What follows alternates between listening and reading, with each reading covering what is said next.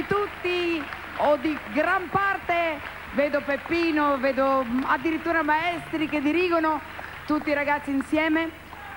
Questo omaggio a te, Massimo, perché questa sera c'è un premio speciale della città di Sanremo per il 2001 ed è assegnato a tuo papà, Domenico Modugno, che non dimenticheremo mai.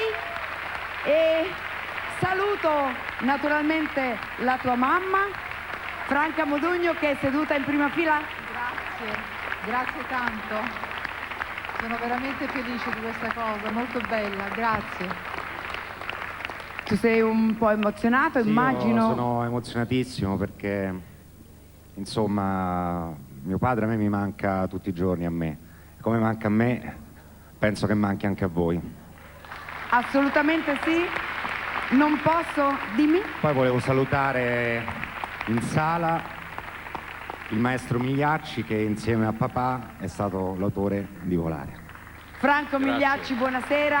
Buonasera. Immagino vorrai dire anche tu una cosa. Ma volevo dire, io parlo a nome di tutti gli autori perché sono dei più anziani.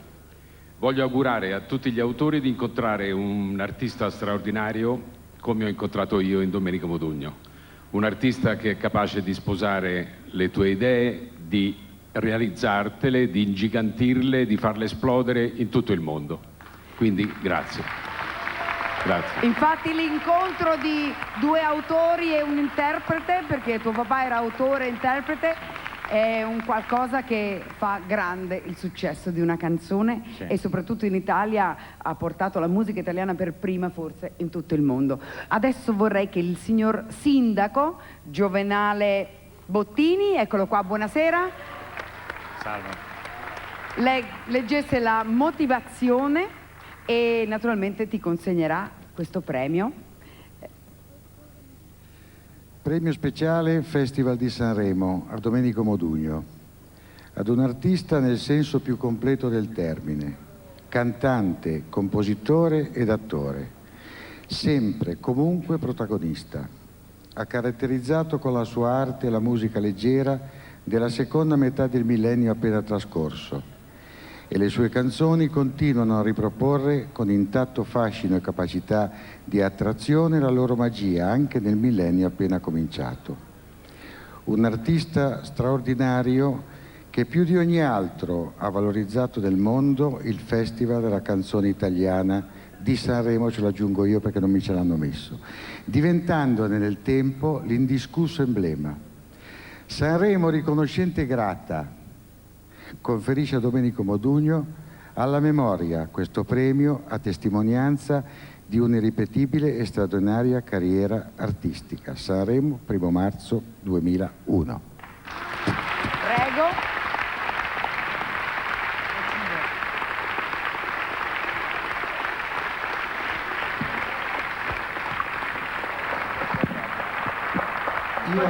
La taglia.